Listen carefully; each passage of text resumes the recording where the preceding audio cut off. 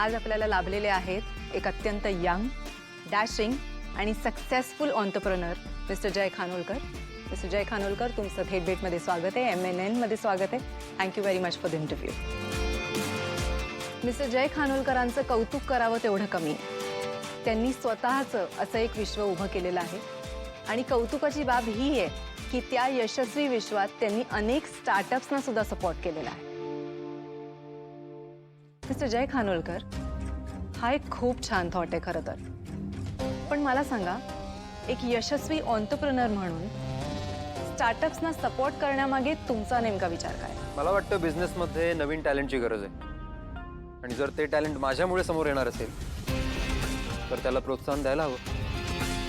मला प्रेक्षकांच्या वतीने तुम्हाला हे विचारायचे की तुमच्या यशाचं नेमकं रहस्य काय? ॲक्शन. ॲक्शन खूप महत्त्वाची आहे. म्हणजे फक्त पेपरवरच नाही तर प्रत्यक्षात बिझनेस उभा राहायला पाहिजे. Wow, that is amazing. Mister Jay Khanolkar, आत्ता नुकताच वुमेन्स डे होऊन गेला. महिला दिनाच्या निमित्ताने मला तुम्हाला विचारायचं आहे की असं म्हणतात की प्रत्येक पुरुषाच्या यशाच्या मागे एक स्त्रीचा हात असतो. आय एम व्हेरी शुअर तुमच्या आयुष्यात सुद्धा खूप स्त्री असतात.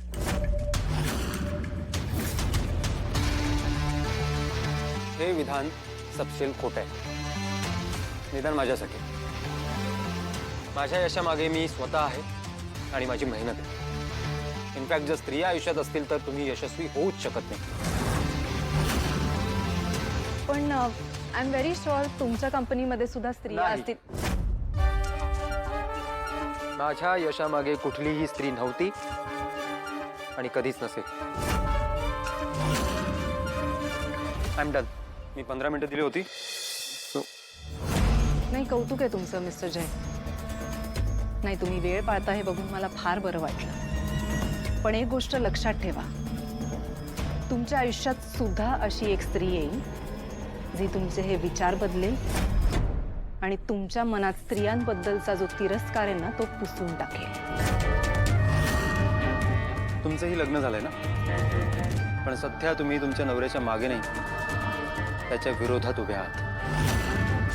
पण तरीही तुमच्या यशाचं कौतुकच आहे. ती पण येणार आहे ना आपल्याबरोबर शॉपिंगला? ती पण येणार आहे. ऑफकोर्स ती सुद्धा येणार. ती घरातलं निघाली असेल, आपण ऑनलाईन शॉपिंग करणार आहोत, मग तिला इन्फॉर्म करायला नको? नाही ताई, नको.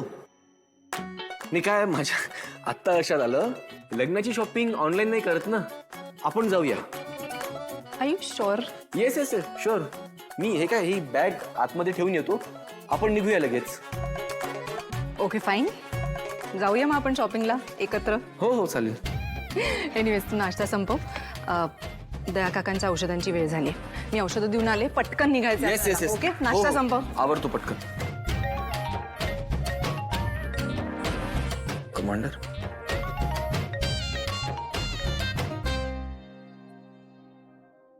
हा कमांडर बोला. अहो केडी सर, मी टेक्नो बोलतोय आणि आम्ही सगळेच जण आहोत इथे. पण आज कमांडरना जरा जास्तच खुश आहेत. का, असं काय झालंय? अहो आमच्या बॅचलरच्या टीम मधनं आज एक जण त्यांच्या मॅरिड लोकांच्या टीम मध्ये जाणार आहे ना, म्हणून. अरे KD sir, welcome to all India married संघटना. मग केडी सर, कुठपर्यंत आले तयारी? आता शॉपिंगलाच निघतोय. कुठे जाताय तुम्ही शॉपिंगला? नाही, काही प्रॉब्लेम नाहीये. हे सगळे इथे काय करताय? ताई ताई ताई ताई ताई, ऐक ना, ते चौरंग कुठे आहेत? चौरंग मला नाही आठवते ग आत्ता. मी निघू का, मला उशीर होतोय. तुला आठवत नाहीये? एवढी काय घाई आहे? अगं तिला जायचंय ना केदारचे कपडे आणायला, हो ना? हा हो. तुला दुसरीकडे कुठे जायचं होतं का? हो. नाही नाही, दुसरीकडे कशाला, तिथेच जायचंय ना केदारचे कपडे घ्यायला. तिथेच जाते मी. हा जा जा जा, लवकर जाग, ते लोक पोचले पण असतील तिथे. आता तुम्ही माझ्याशी गप्पा मारत बसाल तर मला उशीरच होईल नाही, जा, जा, ना. चला बाय, मी बाय, निघते. Bye, bye bye. बाय. मगाशी तर ही नाही नाही म्हणत होती, आता कशी गेली? तेच ना, एवढी घाई लागली का जिजूला भेटायची? देवा, कोणाची दृष्टी लागू देऊ नको या दोघांना.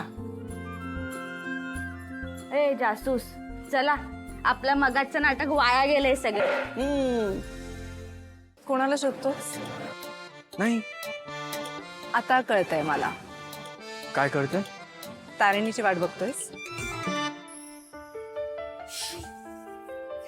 केदार, तू तिच्यापेक्षाही जास्त लाजतोयस.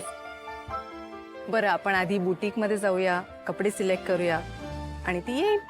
ताई, तिला येऊ द्या ना. म्हणजे तिच्या चॉईसनेच घेतो मग. अरे पण आपण एक काम करूया ना, आपण काही आउटफिट सिलेक्ट करून ठेवूया, त्याच्यानंतर ती फायनल करेल. का तुला तेही चालणार नाहीये? ओके फाईन, ओके फाईन, आता लाजू नकोस. बरं, मी एक काम करते, मी बुटीकमध्ये जाते, दया काका आणि युवराजसाठी कपडे घेते, त्याच्यानंतर तुम्ही दोघंही या. पण आता त्यांना त्यांच्या भावनांपेक्षा ड्युटी महत्वाची वाटते, हो ना? हो. हे असं आहे यांचं. अहो केडी सर, ड्युटी काय मरेपर्यंत करणारच आहोत आपण. मी काय म्हणतो, तुम्हाला एक संधी मिळाली आहे बॉसचं मन जिंकायची. असं समजा, हे मिशन होईपर्यंत देवाने तुम्हाला एक अशी संधी दिली आहे, बॉसचं मन जिंका ना तुम्ही. काय बोलता? तिचं मन जिंकायचंय मला. तिला माझ्या प्रेमात पाडायचंय. अहो मग बोलून टाका ना केडी सर. एवढं सोपं नाहीये ते. मला माहिती की तिच्या मनात त्या फिलिंग्स नाहीयेत ज्या माझ्या मनात आहे. आणि जेव्हा तिच्या मनात येईल तेव्हा तिच्या डोळ्यात दिसेल मला. तोपर्यंत मी नाही सांगणार. Very good sir, that's the spirit. That the spirit. बोला आता आम्ही काय मदत करू? अरे नाही नाही नाही, तुम्ही काही मदत करू नका. एवढंच करा की बॉस समोर काहीच बोलू नका. बरं, नाही बोलणार. आम्हाला माहित आहे बॉसच्या मनात तसं काही नाहीये, पण तुमच्या भावना खऱ्या आहेत. सो लग्न एकदम एन्जॉय करा आणि आम्ही एन्जॉय करणार ना लग्न.